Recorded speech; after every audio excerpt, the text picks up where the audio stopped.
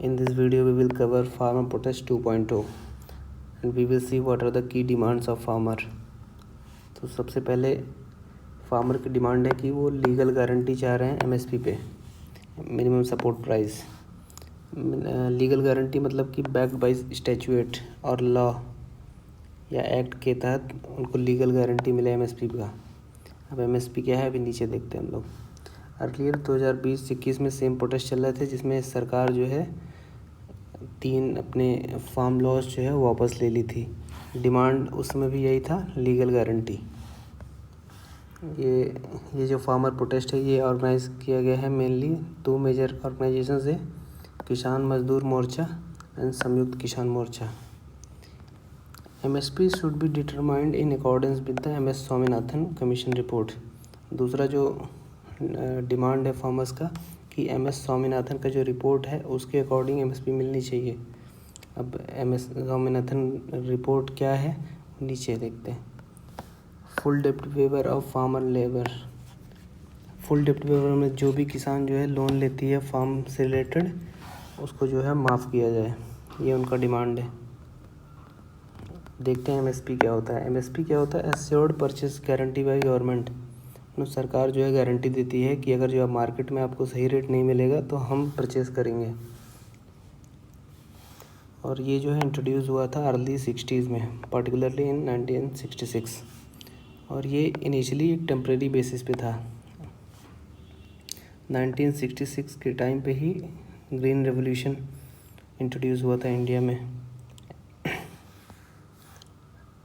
फिर जो है 1985 में गवर्नमेंट जो है CACP commission for agriculture cost and price setup करी, जो क्या कहते हैं रिकमेंड करती थी CAC को, cabinet committee on economic affair. Cabinet committee on economic affair chaired by और ऑनरेबल PM। और MSP अनाउंस करने का भी काम CACE का है। तो यहाँ पे इतना याद रखना है कि रिकमेंडेशन करने का काम CACP का है और MSP अनाउंस करने का काम CCA का है, CCEA का है। फिर हम लोग देखते हैं कि MSP में कौन कौन से क्रॉप कवर होते हैं। तो टोटल जो है 23 क्रॉप कवर होते हैं, जिसमें से 22 क्रॉप जो है MSP पे होते हैं और 1 क्रॉप जो है शुगर केन वो जो है फेयर एंड रेम्युनेटिव प्राइस पे होता है। तो पर्टिकुलरली देखा जाए तो केवल 22 क्रॉप हैं जो MSP मिलता है जिसमें से 14 खरीफ क्रॉप हैं। खरीफ क्रॉप जो कि क्या कहते हैं समर सीज़न में होता है और राबी क्रॉप विंटर सीज़न में। और 2 कॉमर्शियल क्रॉप हैं जैसे कि कॉटन एंड जूट, इन पे MSP मिलता है। अब MSP कैलकुलेट कैसे होता है? तो MSP कैलकुलेट करने का कैलकुलेशन ऑफ MSP कैलकुलेशन करने का 3 तरीका है, A2 plus FL and C2।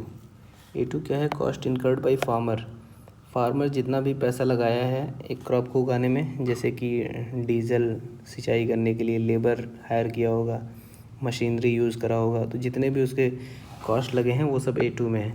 और A2 प्लस FL मतलब कि A2 जो कॉस्ट इनकर कराया फार्मर वो तो है, प्लस फैमिली लेबर जो उसके घर के लोग उसमें काम किए हैं उसके साथ, तो उनका भी वेजेस ऐड करके A2 प्लस FL। और C2 एक कॉम्प्रिहेंसिव कॉस्ट है। कॉम्प्रिहेंसिव कॉस्ट में इसमें जो है A2 प्लस FL जो पुराना है वो तो है ही है, प्लस जो rental value of owned land, मतलब कि भले ही किसान अपने ही ज़मीन पे उगा रहा है लेकिन अगर जो वो क्या कहते हैं अगर जो रेंट पे देता तो उससे भी कुछ मिलता पैसा उसको, तो वो पैसा भी इंक्लूड हो जाता है C2 में। अब देखो 2005 तक कोई फॉर्मूला नहीं था, जो ये फॉर्मूला है ये 2005 तक नहीं था। तो MS स्वामीनाथन कमीशन के according C2 plus 50% of C2 जो उन्होंने रिकमेंड करा था। और ये C2 प्लस 50% ऑफ C2 मतलब कि अगर जो C2 फार्मर जो है 100 रुपये लगा रहा है तो फार्मर को 150 रुपये में सरकार खरीदेगी। अब ये रिकमेंड करा था स्वामीनाथन कमीशन ने, लेकिन गवर्नमेंट का स्टैंड ये था कि 2017 से 1.5 times of A2 FL government दे रही है और फार्मर का डिमांड है कि ये इतना होना चाहिए। लेकिन अगर जैसे सरकार ये मानती भी है तो ये एक ह्यूज फाइनेंशियल बर्डन सरकार पे पड़ेगा और उससे भी ज़्यादा कि जो स्मॉल एंड मार्जिनल फार्मर्स हैं, जो छोटे किसान हैं, जो कि 80 से 85% इंडिया के फार्मर्स छोटे किसान हैं, और उन लोग तक वो एमएसपी का उतना बेनिफिट मिल नहीं पाता है।